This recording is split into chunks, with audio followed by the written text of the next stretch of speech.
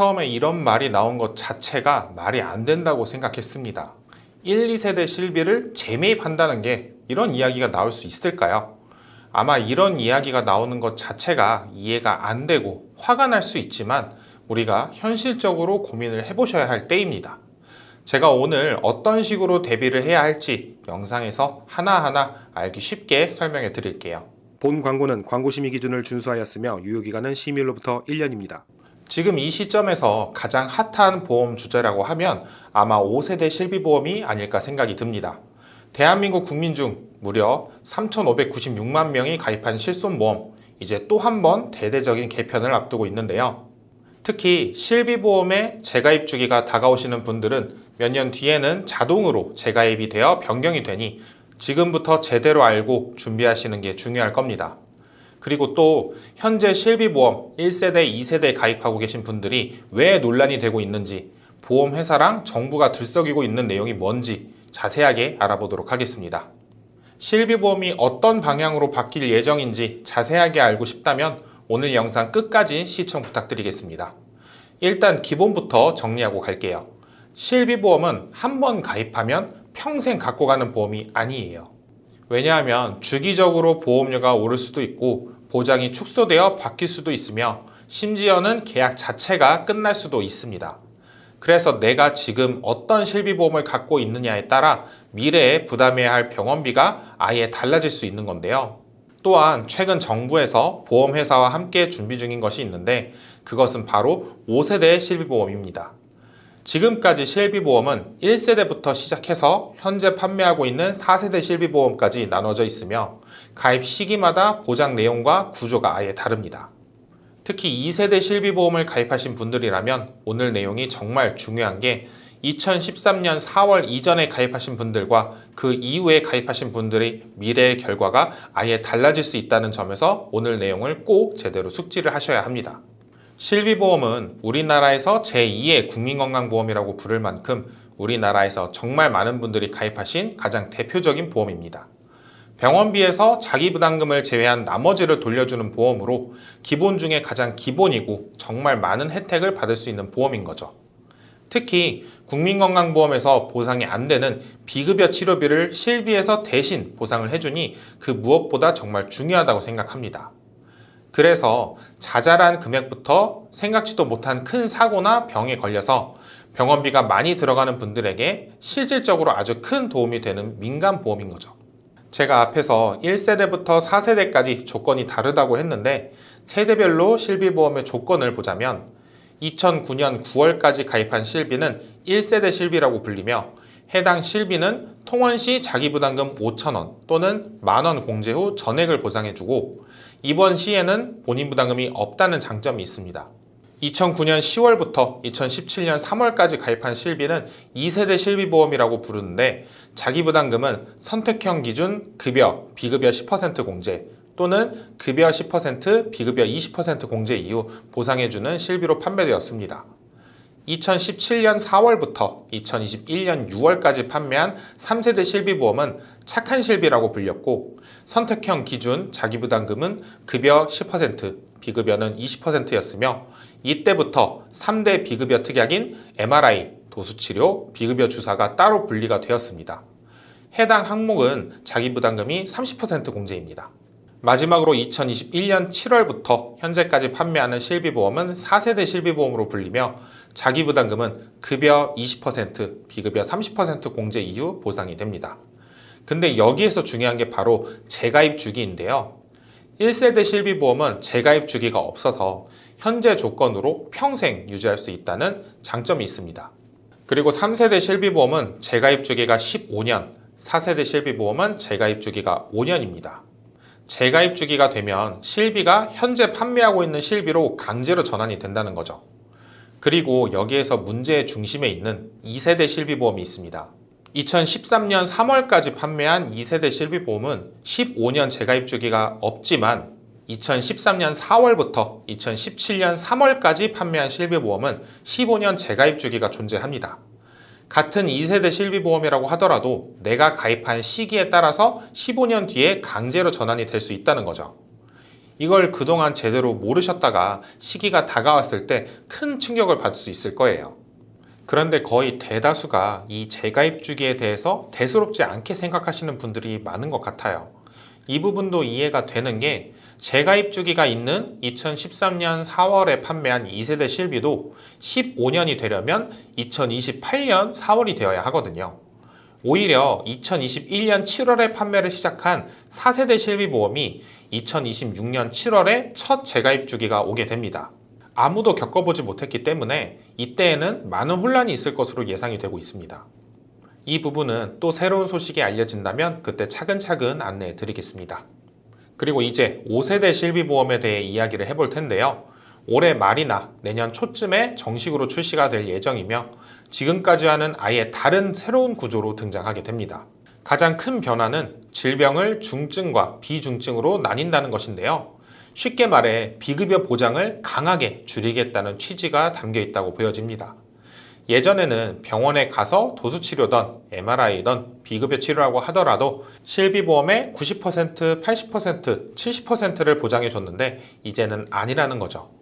중증 질환에 해당되는 암, 뇌혈관, 심장질환, 희귀난치성 질환, 중증 화상 같은 경우에는 기존처럼 자기부담금이 30%라서 70%를 그대로 돌려받을 수 있고 4세대에 사라졌던 비급여 연간 자기부담금 200만원 한도도 500만원 자기부담금 한도로 다시 부활했습니다. 이 연간 자기부담금이 부활하게 된 것은 다행이고 좋은 점이라고 생각합니다. 감기나 복통 같은 비중증에 해당되는 진료 같은 경우에는 이전과는 다르게 입원, 통원 모두 포함해서 자기부담금이 50%나 올라가 내가 돌려받을 수 있는 비용은 50%만 돌려받게 된다는 거죠. 거기에 보상 한도 또한 연간 1,000만 원으로 통원 1당 20만 원, 입원 회당 300만 원으로 제한되어서 한도 자체가 굉장히 축소됩니다. 또 보험금 미지급에 해당되는 항목들이 이전에는 미용과 성형 같은 내용들만 있었지만 여기에 신의료기술과 일부 비급여에 해당하는 도수치료나 비급여 주사제 같은 내용들이 미지급 항목으로 포함될 수 있다는 건데요. 쉽게 말해 중증 치료는 그대로 가지만 비중증에 대해서는 한도도 축소하고 자기 부담금도 늘리고 미지급되는 항목들도 늘어났다고 생각을 하시면 됩니다. 우리가 병원에 다니면서 자주 사용하는 내용들이 비중증에 해당이 될 텐데 자기부담금도 30%에서 50%로 늘어나고 일부 항목들은 보험금이 미지급되니 점점 메리트가 없어진다고 생각이 듭니다.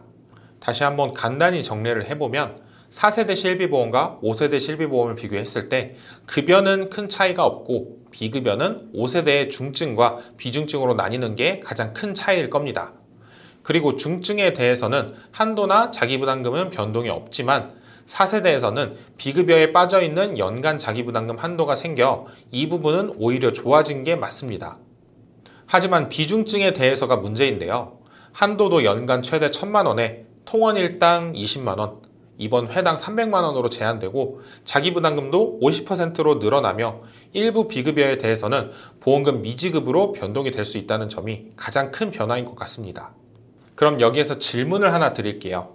내가 기존에 가입한 실비보험은 어떻게 되는 걸까요? 이 부분이 제일 궁금하실 텐데요. 우선 3세대, 4세대 실비 가입자분들은 사실 고민하실 필요는 없으실 것 같습니다. 2세대 실비보험 가입자분들도 2013년 4월부터 가입하신 15년 가입 주기가 있으신 분들이라면 해당 사항이 크게 없으실 겁니다. 지금 실비 최대한 잘 유지하시면서 다가오는 재가입 시기에 맞게 5세대로 자동 전환하시면 되는데요. 그런데 1세대 실비보험 가입자, 2세대 2013년 3월까지 가입하신 재가입 주기가 없는 분들이 지금 상황에서 어떻게 해야 할지 고민을 해보셔야 합니다. 1, 2세대 실비보험 가입자분들은 보장도 넓고 재가입 주기도 없고 자기부담금 또한 없거나 낮은 편인데 하지만 보험료가 계속 비싸지고 있다는 게 가장 큰 고민이죠. 일단 먼저 말씀드리지만 보험료가 부담이 된다면 전환을 하시는 것을 추천드립니다. 아무리 좋은 실비보험이라고 하더라도 보험료가 비싸서 감당이 안 되는 수준으로 늘어나게 된다면 그것 또한 올바른 보험 생활이라고 볼 수 없습니다. 그렇기 때문에 각자 다르겠지만 감당 못할 수준의 보험료라면 전환을 하시는 게 맞아요. 기왕이면 5세대보다는 지금 현재 판매하고 있는 4세대 실비보험으로 전환하시는 것을 추천드립니다.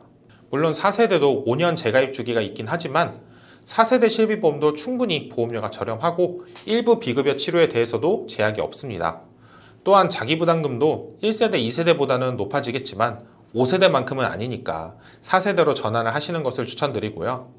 보험료가 부담되는 수준이 아니라면 무조건 기존 실비를 유지하시는 걸 추천드립니다.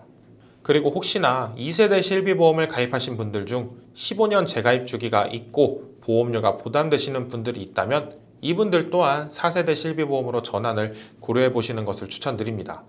하지만 언제나 명심해야 할 부분은 전환을 하게 되면 다시 이전 실비로 돌아갈 수 없기 때문에 이 부분은 정말 신중하게 생각하셔야 한다는 겁니다.